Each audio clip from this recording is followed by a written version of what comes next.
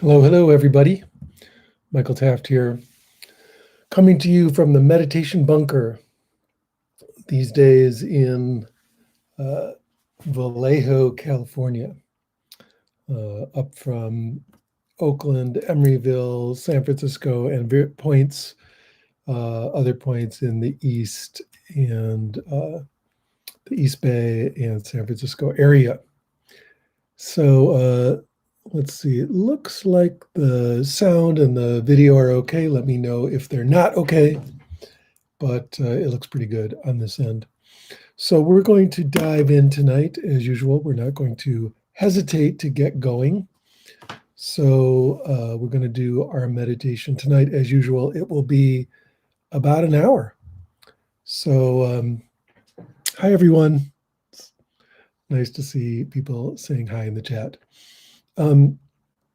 So let's get going. As usual, I have my glasses on. I'm leading the meditation. I have to look at the computer. But for you, if you have glasses, take them off. If you have ringers on or notifications on, turn all that off. And set up your meditation posture, right? So as usual, lower back is concave, goes from slumped to concave. So you're sitting nice and straight. Top of your head is as if it is being pulled upward by a thread in a very pleasant way. The spine feels almost as if it's either effortlessly lifted up or almost like pleasantly suspended downward. And then we have our chin tucked a little bit. We have our jaw loose so that our upper and lower teeth are not touching. And the rest of the whole body is very, very relaxed. If you wish, you can have your hands in this posture, that mudra. And then we're good to go. So we've got the alertness and the relaxation, the upright spine, which is the alertness, and the rest of the body is very relaxed. That's the relaxation. So our body is already expressing our inherent Buddhahood, right? As the great Zen master Dogen, sometimes he's called Dogen Zenji, often said over and over again, the meditation is the enlightenment. It's not that meditation brings you enlightenment or gets you enlightened or somehow has to be done. Doing it at all is the expression of your already existing Buddha nature, your already existing total awakened state. So I want you to sit in that way. When you sit and take your seat, understand that you are already a Buddha. You already have not a somehow like undeveloped Buddha nature in potential, but that it is actually fully there. You may not be noticing it right now, but the Buddha nature is already fully there. And so when you take your seat, take on those qualities that you would think of as an already existing Buddha or an already existing Bodhisattva, like Tara, Green Tara, or Manjushri, Avalokiteshvara, Machik Labdrong, and so on, Yeshe Sogyo. An already existing Buddha take on those properties. So as usual, feel the wisdom. There is wisdom. It's not that it's specific knowledge, it's that there is a property of enlightened wisdom, and that property is called prajna, which just means enlightened wisdom. Self-arising enlightened wisdom. It's not a library of specific knowledge, it's the source of all knowledge. So you feel wisdom, feel the confidence, right? Buddhas don't have any trouble meditating to express their awakening. That's what they're good at, right? So feel the confidence of that already existing Buddhahood. Even if all you can feel right now is 1% of it, 1/100th of what it is, when you're fully connecting with it, connect with it enough to feel that confidence. Okay, so we've got wisdom, we've got confidence, we've got clarity, right? The awake awareness of the Buddha mind is perfectly clear. It's this brilliant, shining, bright, crisp, delightful clarity of mind, right? And that doesn't mean clarity of thinking necessarily, it means clarity of awareness, right? Could include thinking, but it's not just that. It's a kind of clarity of the overall field. So wisdom, feel the compassion. Sorry, we haven't got to compassion yet. Feel the wisdom, feel the confidence, feel the clarity. And then let's, instead of calling it compassion, let's just go ahead and call it love. Okay. Sometimes compassion can feel a little impersonal or be kind of conceptual. Let's just talk about love. Buddhas have gooey, soft, open, relaxed hearts, right? Their heart is open. Their heart is available. Their heart is tender and kind. So feel that open, available, tender, kind heart of the Buddha, the loving heart. And so taking on those qualities, just really feel that, really feel the sense of your already existing Buddhahood, this Buddha nature that is there for every sentient being. And remember, the Buddha nature does not get developed, it does not get deeper or stronger, it does not get better in any way. If it could be, it wouldn't be the Buddha nature. It's already absolutely complete, it's already perfect. And if anything, all we're doing is kind of settling into it. Okay, so take that stance, so to speak. Take that positionality, take that mood as you sit. And notice that gives you a very different feeling than being sort of a confused and incompetent slob as you sit on the cushion, right? Like, it's the opposite. The wisdom, the clarity, the love, and the confidence of your already existing Buddhahood is there. So just notice that now and really feel it.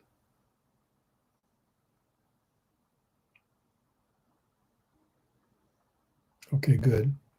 Now we'll begin doing our shamatha with an object, our concentration meditation. And of course, the only purpose of this is to kind of settle the foam and froth and busyness of the mind down a little bit.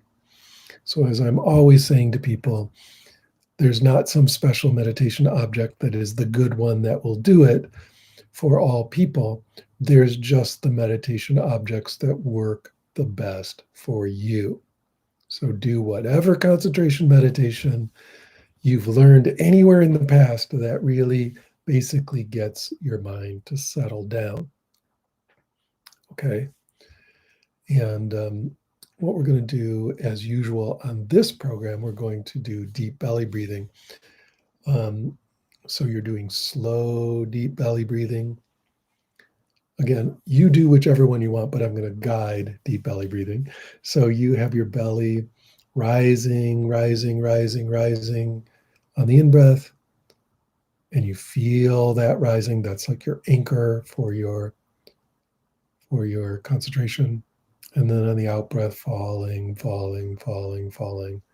And you feel that falling of the belly rising on the in-breath, be with it the whole time, belly falling on the out-breath, be with it the whole time.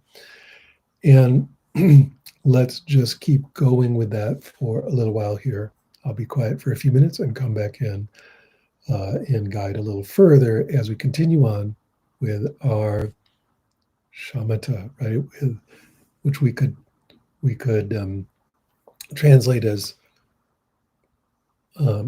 peaceful staying, right? We're staying with an object in a really relaxed, peaceful way. It's peaceful staying. It's usually kind of formally translated as tranquil or peaceful, abiding. The dude abides in tranquility, right? That's how it's usually translated. But, how often in your normal everyday English do you say abide? So it really just means to stay, right? To stay. So peaceful staying, staying with the object, feeling that belly rising and falling in a nice, relaxed way. Feel your Buddha nature helping you to have the wisdom to do this well and the clarity of really, really noticing and staying with that meditation object and the confidence to do it well and that you're doing it well. And also just the open heartedness, doing this with a lot of love, with a lot of kindness. This isn't harsh or intense. It's kind, it's open, it's relaxed. All right, continue on. Carry on.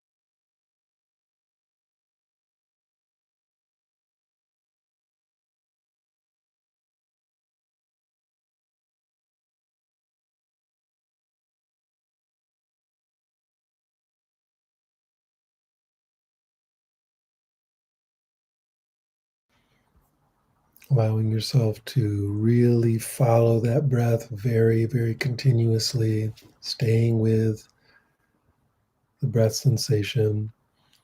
If you're noticing buzzy, tingly energy feelings in your extremities, you can use the belly sensation as sort of the center of focus, but allow a simultaneous broad focus on kind of the what we might call the energy body, or just that feeling of buzzy tingliness around the body.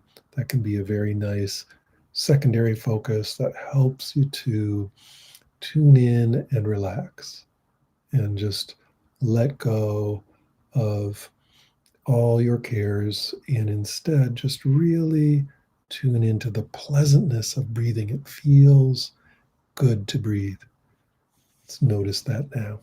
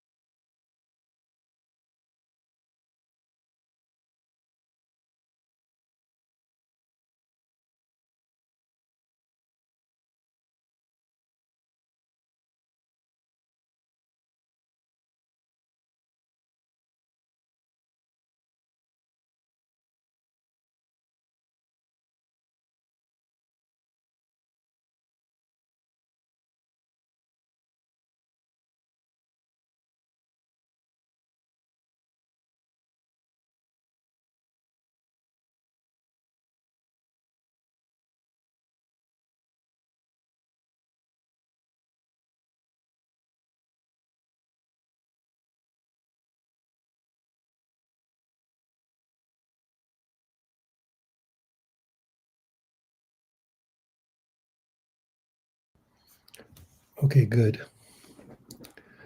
Now we're going to continue to do something different tonight, so not the usual dropping the ball and so on. But let's begin by doing Vipassana on the emptiness of self. So I want you to just notice your sense of self, feeling yourself being you, and I want you to see if you can find the location of that sense of self anywhere in your body. So you bring up just that feeling of being you, and maybe it feels like it's located in your belly. So check that out. Meditate on your belly, see if you can find, really locate, really pin down the sense of self there. Or maybe it feels like it's in your heart. So check that out, look in the heart region, see if you can notice the sense of self there. Maybe it feels like it's in your brain somewhere. So look around in your head, feel around in your head. Is it really located there? Can you find it? Keep looking, keep looking, keep looking. Notice that no matter where you look, your sense of self is unfindable. You will not be able to actually pin it down. If you look in kind of a loose, open way, you might think, oh, yeah, it's in some certain spot in my body. But when you look closer, you'll notice you cannot find it. So let's do this Vipassana on the unfindability of self for a couple minutes here. Keep looking, keep looking, keep looking. Notice you cannot find it. The you think you are is unfindable.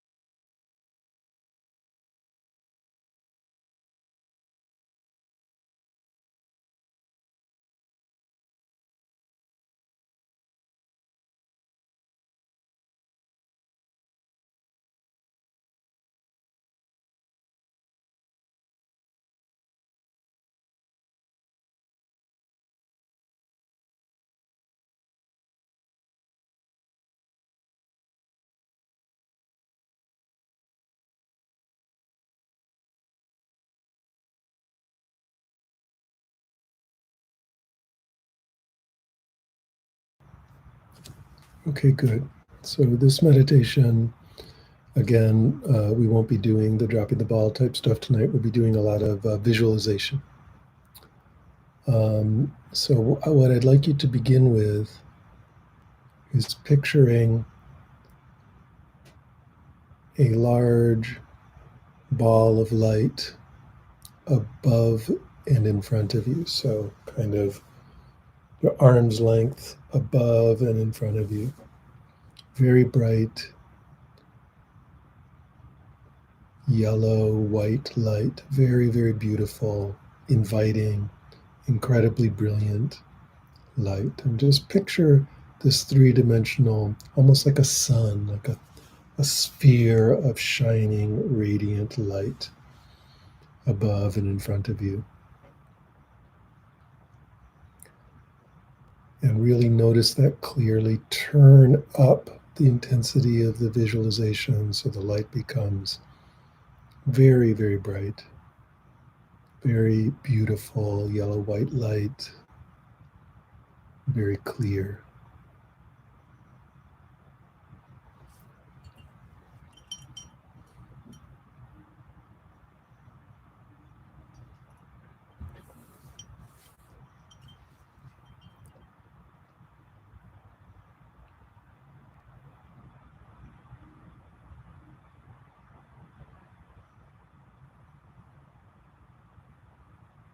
Good. And now we're going to do like an elemental cleansing visualization. And then a Vajrayana or Tantric style work from there. So, what I want you to begin with is picture wind pouring out of this brilliant sun-like sphere. Wind, and it's drying out your body, drying out your body, drying out your body. It's a strong, hot, dry wind drying out the body. With each in-breath and each out-breath, the body is being more and more dry. All the water, all the blood, all the lymph, all the liquid of any sort is drying and blowing away in this wind. And this feels pleasant.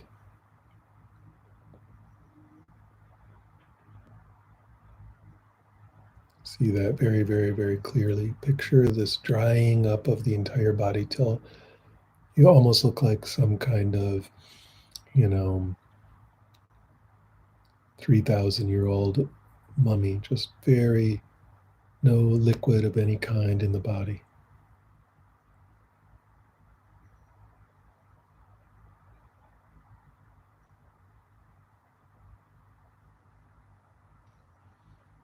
And we think of this as a cleansing kind of drying.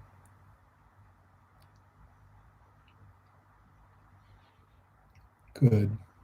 Now just breathe and relax with that, noticing, continuing to notice the emptiness of self if that arises.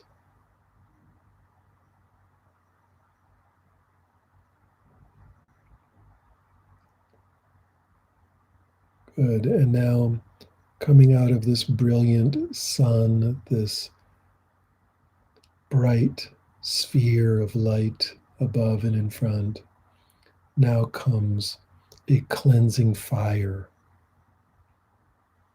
And it pours out, and because the body has been so dried out, this cleansing fire ignites the body and burns it entirely away. Again, this does not hurt. This is pleasant. But see it clearly. See everything burning off, all the flesh, all the muscles, all the fat, and eventually even the bones burning and burning away. Totally purifying the body all the way down to ashes. So as you're breathing in and breathing out, this fire is burning away and burning away and burning away. And again, this doesn't hurt. It's not unpleasant. It's kind of beautiful and feels good. And you can picture anything that's painful, anything that's uncomfortable, anything that's difficult about the body being cleansed away with this cleansing fire. And eventually you're just left with this little pile of white ash. And that's all that remains of the body. So I'll give you a few moments to really do this visualization, really get into the fire aspect.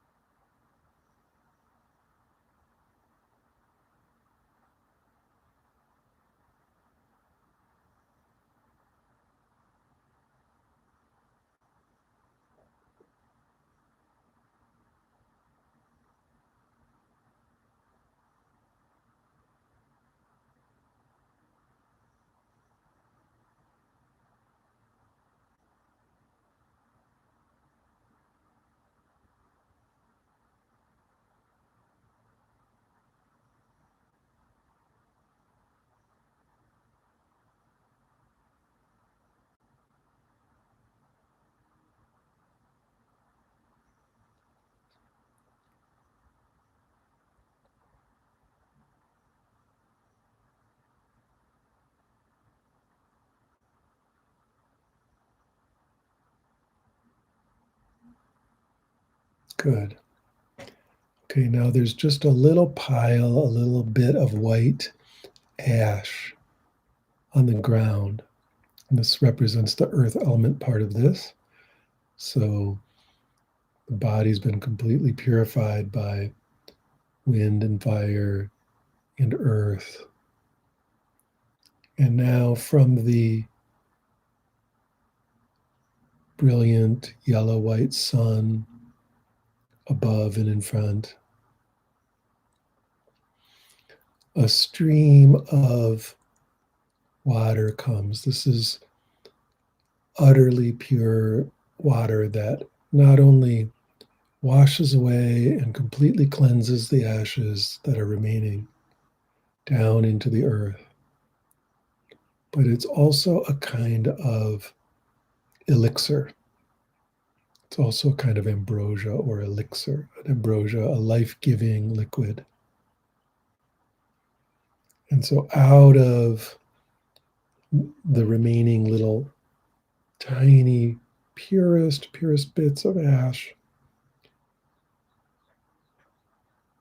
the water cleanses away everything, and then this healing ambrosia, this elixir of life, begins to generate an entirely new body. And this new body is not made of bones and flesh and teeth and hair and fat and blood. This new body is made of like diamond, perfectly clear, perfectly formed diamond, a beautiful diamond crystal body that has light shining through it. And even though diamond sounds hard, in this case, it's perfectly supple. It's like subtle diamond. It's indestructible. And it is absolutely radiant. It's absolutely radiant. So now picture sitting on the cushion is this new, clear diamond crystal body. Absolutely perfect. No problems of any kind, energetically, spiritually, physically, emotionally, biochemically, and in every other way, absolutely perfect, absolutely whole and healed, absolutely comfortable, a kind of celestial Buddha body. And really feel that and see it, this diamond, crystal, radiant body. It's not heavy like a rock crystal, it's an energy form. So it's just like a diamond of energy. radiant with yellow-white light. So really sit with that, noticing that with each in-breath and each out-breath, this diamond body glows a little brighter and a little softer, and a little brighter and a little softer.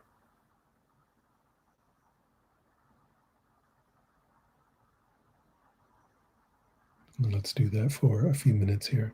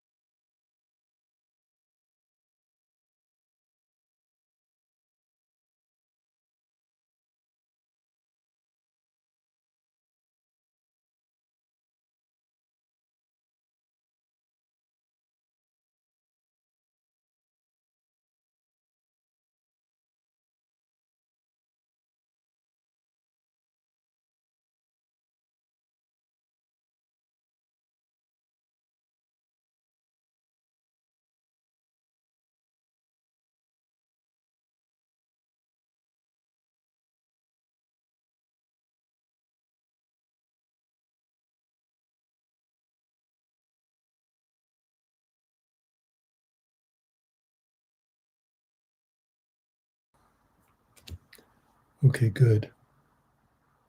Now, with the next in-breath, allow this beautiful sun of light, this yellow-white sphere of radiant, pure, perfect light, to come into this diamond body, this indestructible energy body. And it settles, comes down, down, down, and it settles below your navel, maybe 3 inches below your navel, in the lower energy center, this dantian, the belly energy center. So a couple inches below your navel and in, so in the middle of your body, you'll feel like a spot there. And just have this sun settle there. But remember, your body in this case is simply a radiant crystal. So this sun of light sits glowing in that radiant crystal, filling it with even brighter light. So the whole diamond body shines like a lamp, like a crystalline lamp. It's this beautiful, powerful, radiant light in the belly. And feel the energy, feel the life-giving energy of this light filling your body, pouring into the body on the in-breath, and then radiating out through the entirety of the diamond body on the out-breath.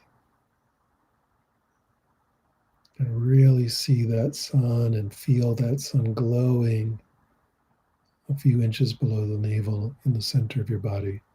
I'm going to have you do this for about 5 minutes here. So just keep going with that visualization.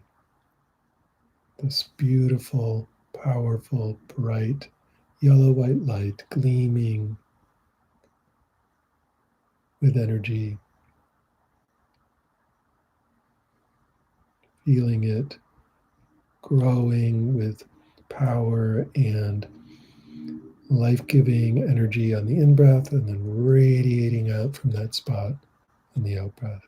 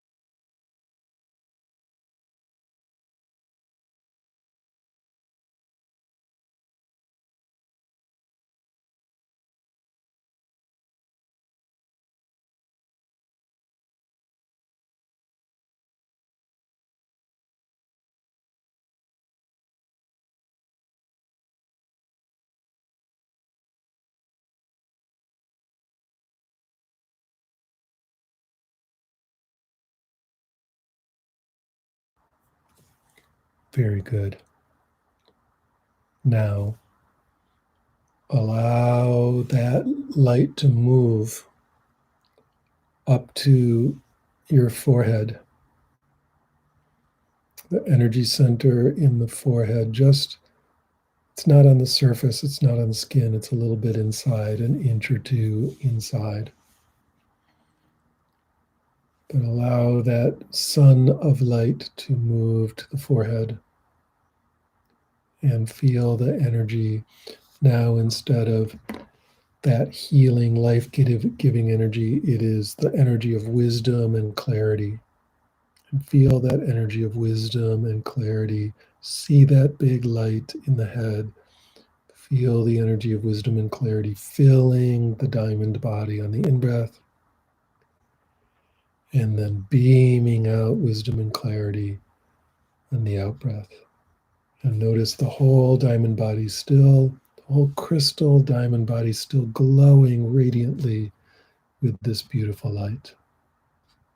Let's continue with that visualization now.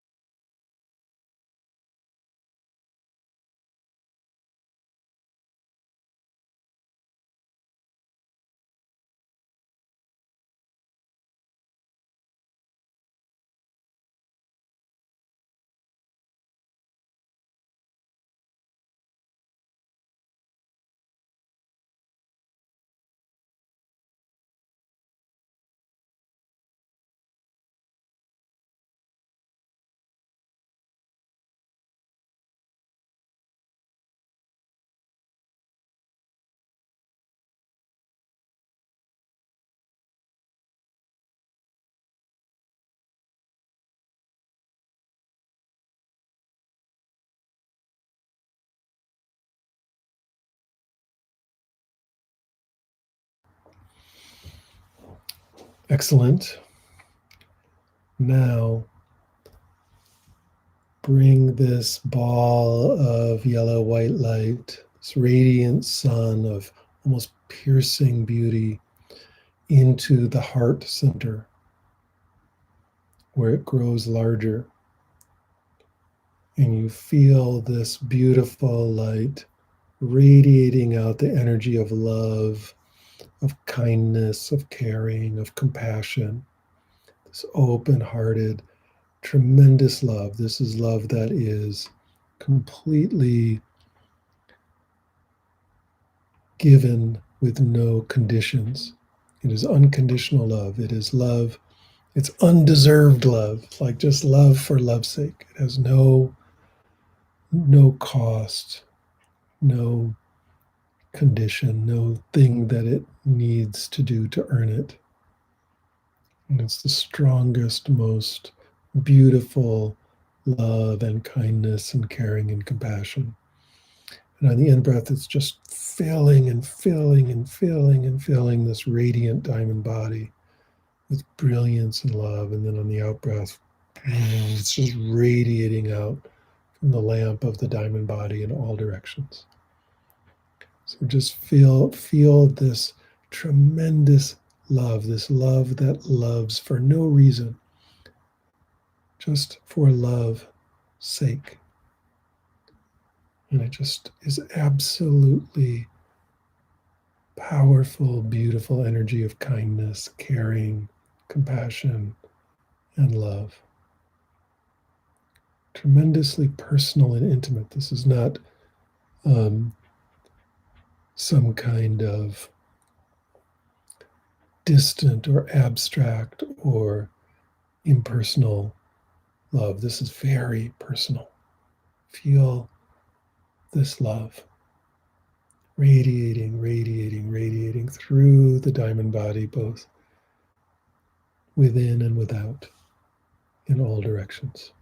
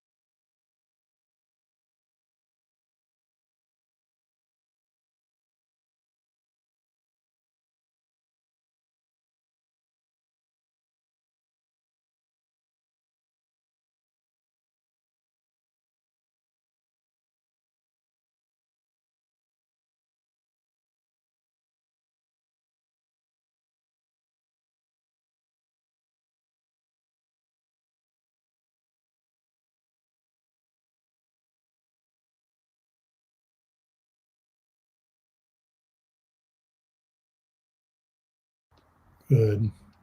Now Just let go of all visualization if you wish, and simply sit, breathing, feeling this complete openness, complete, perfect diamond, lightning, indestructible body,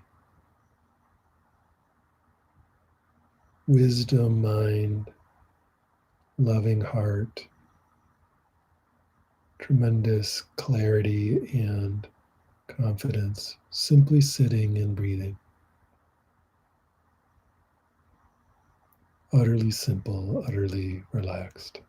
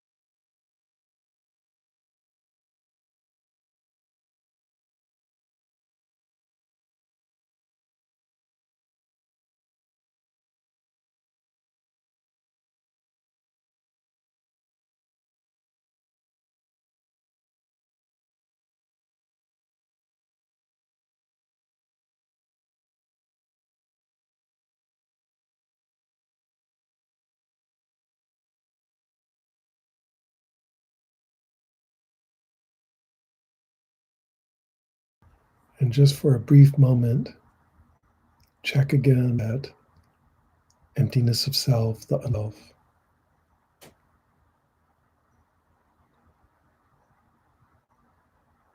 the absolute simplicity of just sitting and breathing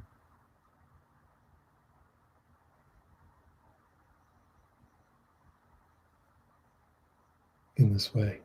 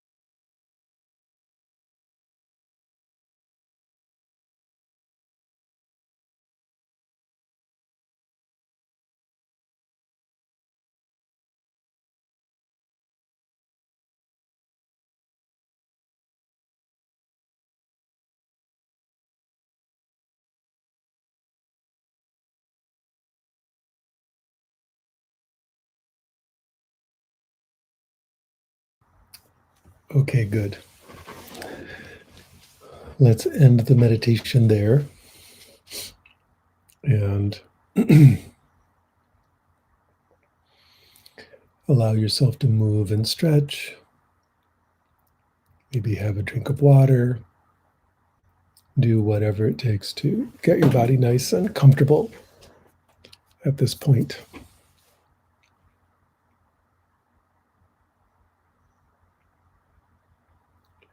And just feel how different and usually quite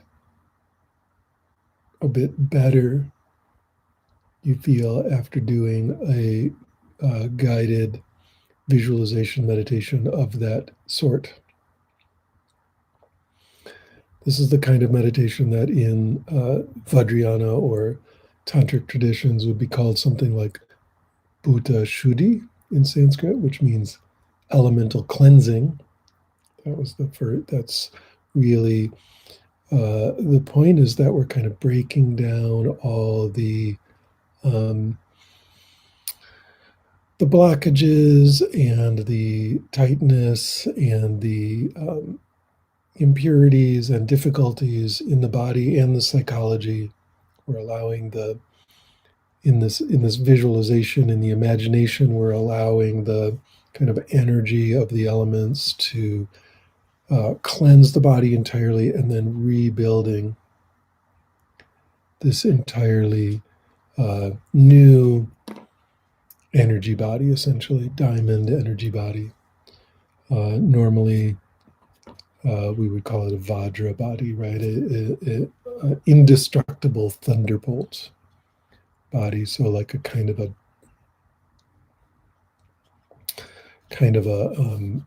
lightning, diamond lightning body, and then filling that with these properties, right, of wisdom, clarity, and so on.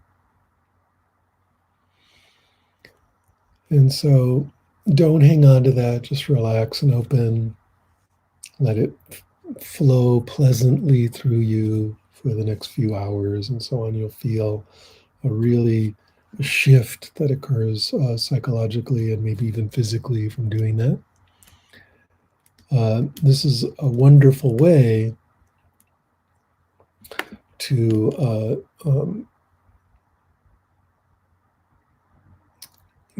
do a practice that really prepares you for deeper practices, right? So in the same way that at the beginning of all these guided meditations on YouTube, or a lot of them anyway, we kind of do various visualizations or setting of intention or so on to set us up for the meditation.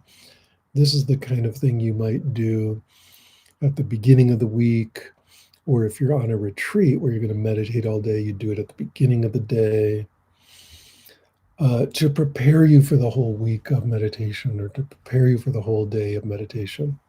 Or if you do kind of a fast version, we took an hour to do that, but you could do a 5-minute version before, let's say, an hour-long meditation. It's a very powerful and quite pleasant way to kind of like clear the decks and get ready for further practice. Okay? And it has its own really powerful effects, but typically it's thought of as sort of a companion practice to the main thing you're doing. Let's say if you had a whole day to meditate, you do maybe this hour-long elemental cleansing, diamond body meditation, and then from there go into your practices. Okay. But as I said, it has its own really powerful things. And if you felt like it, sometimes one can do an entire retreat of just practices like this, just diamond body practice and so on. And sometimes more advanced versions of it become their own really important Vajrayana practices. We didn't do like the more advanced stuff, but this would kind of be the the basis of it. And the way I've taught it here is, I'm not bringing in Sanskrit mantras or visualizing Tibetan letters or anything that is real traditional. We're just doing the basics. But you notice, I'm sure you notice, just doing the basics, really powerful. It's a really powerful way to sit and helps you get really nice and focused, but also it's not just focus, right? There's that sense of being cleansed, of being completely fresh and new. You get that sense of, when I say you've got an already existing Buddha nature, that would be like your already existing Buddha body that we're kind of visualizing there. And by visualizing it, it's helping you to sort of come into it. So traditionally, this is, important stuff. And I think it's kind of awesome. And I don't often teach it on here, but I felt inspired to teach it tonight. And of course, this would be something like this, not exactly this practice. Like I said, I adapted it and simplified it and so on. But something like this kind of practice would be very common in Vajrayana, very common in Hindu Tantra or in Buddhist Vajrayana. Buddhist Vajrayana is essentially Buddhist Tantrism, right? So Tantrism, in one way of looking at it, if we were talking about it in sort of a funny westernized way, we'd say it's kind of magical meditation because it has these elements that we would think of in the West as maybe ritual or ritual magic. But of course, we're not doing it for magic necessarily. We're doing it as visualization, as a kind of imagination meditation. And what I've discovered is whether you think this is working magically or whether you think it is simply an imagination exercise, either way, it's a very powerful way to work. It works either way. You don't have to believe in anything for it to have its effects. So that's what we're doing here. I see that people are having a lot of reactions in the chat. That's really cool. Michael is asking, if one wanted to learn more about the style of Vajrayana visualization, where's a good place to learn? The topic of Vajrayana visualization goes on forever. It's huge. And usually you have to be initiated into a tradition with a guru before they'll show you anything like that, which is part of why I'm taking it out of the traditional context and doing a less traditional way that you're just doing with me. So you can do it, right? But if you wanted to look into, I'm looking at my books over here. Let me see if I can find it. Hang on.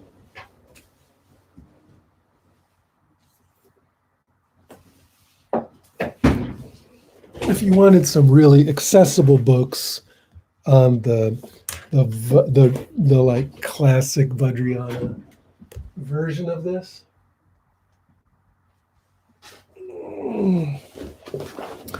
the two I would recommend, and this goes way deeper than what we just did, and it gets really wild, so be warned. They're both by Lama Yeshe. They're very nice books. One is Introduction to Tantra, Transformation of Desire. That's a nice intro book. And then really doing crazy level versions of practices like this. Again, not this practice, but stuff like it. Another book by Lama Yeshe, Becoming Vajrasattva, right? So Vajrasattva is a Buddha, right? And so you're doing all these hardcore visualization practices of that Buddha. So that would be where you might learn more about stuff like this, although there are many, many, many, many, many, many books about it. But those two are particularly accessible. I like Lama Yeshe because for many reasons I like those books, but also I've taught retreats at a place near here, excuse me, in Boulder Creek, California, called Vajrapani, not Vajrasattva, but Vajrapani. And Vajrapani is a beautiful Tibetan Buddhist meditation center, but that was founded by Lama Yeshe. He founded the place and used to teach there.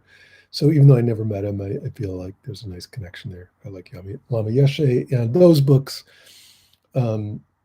show you how to do a bunch of this super crazy Vajrayana ritual if you want to get into kind of the traditional version of it. Another really cool place that I strongly recommend is the Tara Mandala. So our own SFDC's own Chandra Easton, the teacher Chandra Easton. She's a big teacher at Tara Mandala. She's a friend of mine. Absolutely wonderful teacher. This is the kind of stuff she's teaching in her classes also. She goes, but in the real, in the traditional form. So various mandala practices, deity yoga practices, and so on. So she's kind of giving you the do it in Tibetan language and all that form with syllables, visualization of Tibetan syllables and things like that, all of which I really think is very awesome, beautiful, powerful, cool. My own background is more in the Sanskrit syllables, Sanskrit way of doing it. But here I'm giving you a way to encounter it that's kind of more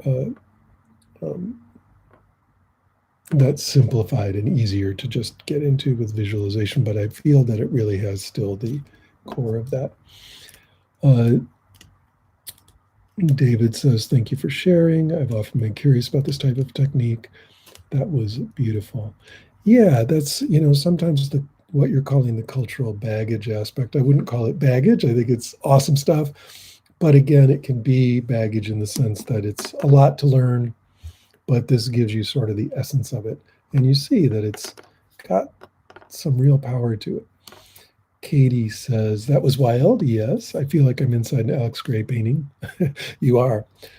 Question, every time I direct awareness to the dantian, it's like putting my finger in an electric socket. That electric socket is the energy center that's in the lower dantian, right? That's what that's about. So I would just say, if it feels like it's too much, remember you have some modulation ability there. You could just touch it much more lightly, just a tiny bit, or just kind of get near there, or imagine sort of the light being a little less intense there. Whatever visualization works, so that instead of it being an electric socket, it feels smooth and pleasant. Okay, there's a lot of ways you could play with the visualization. We know that, for example, this is the same energy that comes up when you're doing jhana, right? When we first do jhana, the PT, that same energy can feel really jagged, really electric socket, really unpleasant. But as we learn to work with it, we zero in. There's like a spectrum of the energy, and some of it's really jagged, some of it's really intense, electric socket, unpleasant. But if you search through the spectrum of energy, you'll find this one channel of it that is smooth and silky and really, really nice. It's energy, it's energizing, but it's smooth and silky. And so that's what you're looking for. But I would play with the visualization till it's not so unpleasant and buzzy and, Okay, so that's how we work with that. River Rock 777 loves what we're doing here. Awesome. Glad to hear it, River Rock. LC says this was awesome. It's 107 degrees Fahrenheit out. Woo! So it was easy to feel the hot, drying winds and burn to a crisp and melting with the light. Yes, that's great. Yeah, it's hot here too. I'm glad you like that. Sinead. Yeah, no, I wasn't criticizing the baggage. I know exactly what you mean. There's just a lot of extra stuff there, David. Laurel. Yeah, it does have a first jhana energy, right? So, okay. Any other questions or comments about that? Again, if it does feel sort of like uncomfortable energy, just breathe it out, relax. Notice that it's not contained like in a small container. It just flows out, and there's more than enough. It's a big enough sink, right? There's more than enough room for the energy to go to a level that feels really pleasant and really comfortable and really silky, smooth, and relaxed, right? Notice if you were then going to afterwards do something like dropping the ball, you probably wouldn't have much trouble with dullness, right? The mind is really bright after doing something like that. Eric says, I noticed the light increased in intensity until it was searchlight bright, right? Isn't that cool? Sometimes for me, it's almost like it's so bright. It's not like looking at the sun. It's like looking at the sun reflected in a mirror. I don't know why that's different, or reflected off like super polished steel, and it's just so bright. And that visualization tends to be really pleasant for some reason. Fool Jeff. I don't have questions, but myself keeps wanting to assert that it exists. Okay, so let's talk about that. When we're doing the part of the thing about the unfindability of self, that's synonymous with saying the emptiness of self. I want to be clear that we're never saying it doesn't exist. We are not saying it doesn't exist. We are saying it is empty. And that is, in Buddhist language, that's really different than saying it doesn't exist. Because everything is empty. You know, this cell phone is empty, your awareness is empty, the world is empty. So if you want to say it doesn't exist, we would say it doesn't exist in the way that everything else doesn't exist. But we're not saying that because clearly there's an experience there. You're having the experience of self. It's just an empty, open, non-fixated self that arises in a moment and dissipates in a moment and is just like this flash of beautiful rainbow energy, and is gone. There's no location, there's no solidity. You can't reach out and poke it like that. So the self doesn't need to be threatened that it doesn't exist. Okay? That's a misinterpretation of no self, right? English says no self, but remember, we're just saying it's empty, emptiness of self. That's different. Okay, there's still an experience of being Fool Jeff there. It's just we see that that's like kind of a beautiful dream experience rather than like an eternal entity. Okay, David says, one thing I wonder about this type of practice is getting attached to trying to create this kind of vibe as opposed to just being with what is and then creating a craving for it. This is a very common concern with people who've done a lot of Vipassana. It's like, oh my God, you're gonna get attached. You're gonna get attached. Well, what if you're attached to all your average, everyday, distorted, super negative, difficult, and totally incorrect thoughts and feelings, right? That are just kind of negativity bias on steroids. And that's what just comes up. And then our practice is just, quote, being with that. That's not that powerful of a way to practice, right? Just being with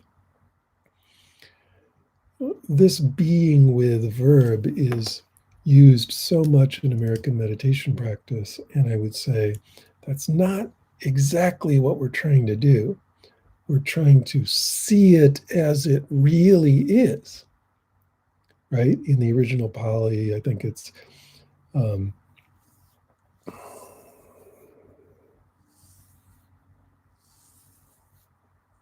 Yata Yana Buddha Dasana, to see it and know it for what it really is. And that's quite different than just being with. So again, when we look into the mind and see what it really is much closer to this kind of wise, radiant, kind, confident brilliance. That's what it really is. If it's anything, it's much closer to that than to the kind of mucky, confused, upset, worried nonsense of our normal everyday mind. Just being with that, that's just called, delusion. So I wouldn't worry about getting attached or craving. That's why we do the emptiness practice, emptiness of self before and after, because we're letting go of anything that would attach to it. Okay, so there's a built-in thing to not get attached. And instead, what we find, everyone's worried about attachment and craving, but what we're really attached to and what we keep craving is our normal everyday mind, which is so difficult. You don't just want to be with that. Sinead says, I definitely felt it deep in the belly, very pleasant. Thanks, Michael. Oh, is that the right way? Yeah, Siobhan, sorry. All right, everyone, let's switch gears here. Thanks for all your reactions and comments and questions. Let's switch gears into the begging for money part of the program. These guided meditations are brought to you by me, Michael Taft, and by the San Francisco Dharma Collective, which has been a virtual global internet collective for the last like a year and a half or even more now since COVID. And on behalf of myself and on behalf of SFDC, I'd like to say that we present these meditations completely from our open hearts, completely from our open desire for everyone to be able to experience these guided meditations completely for free. Okay? They're completely for free, offered with love from our hearts. So I and we hope you really enjoy this and hope you get a lot out of it. If you feel like giving back, then feel free to do that. You can donate to SFDC via the links that Katie is putting in the chat. If you want to, you can leave a note that says Taft, my last name, I'm Michael Taft, on your donation, and then they'll split that donation with me. They get part of it, I get part of it, and we really, really appreciate that. No amount is required. Always feel free, absolutely not only guilt-free, but joyous to do this for free. If, on the other hand, you feel like really giving back, and let's say you have a lot to give back, feel free to donate. We would really, really appreciate that. It helps SFDC bring me and more and more teachers to you online, free of charge. And it also helps me to continue teaching, right? To continue to be able to do this for you, which, by the way, I love doing more than almost anything on earth. Teaching is my absolutely favorite thing, and I love responding to you here and seeing you on Zoom in my courses and so on.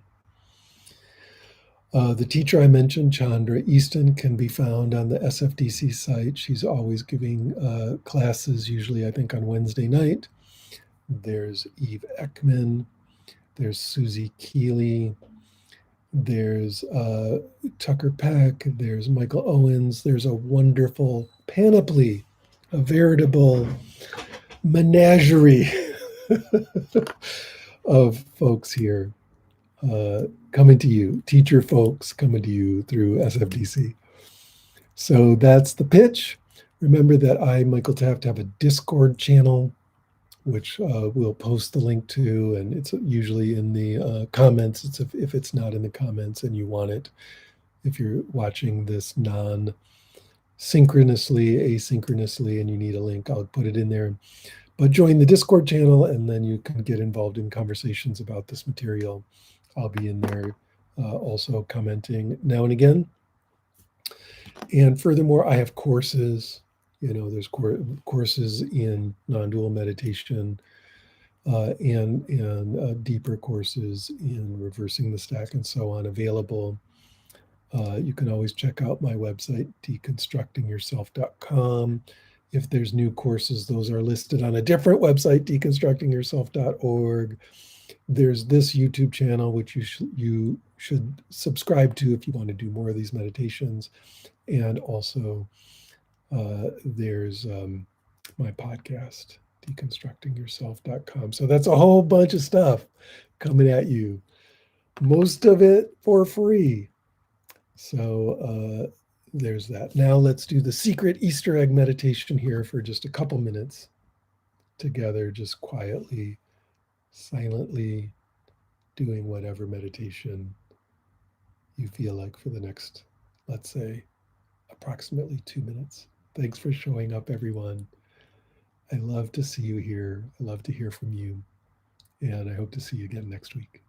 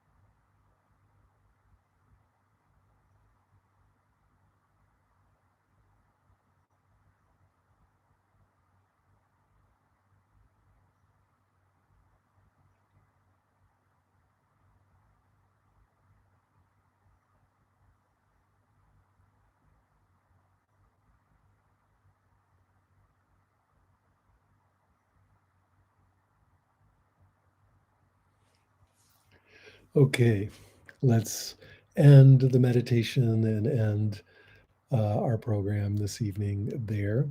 Again, thanks for joining me. I'll see you next week. Bye, everybody.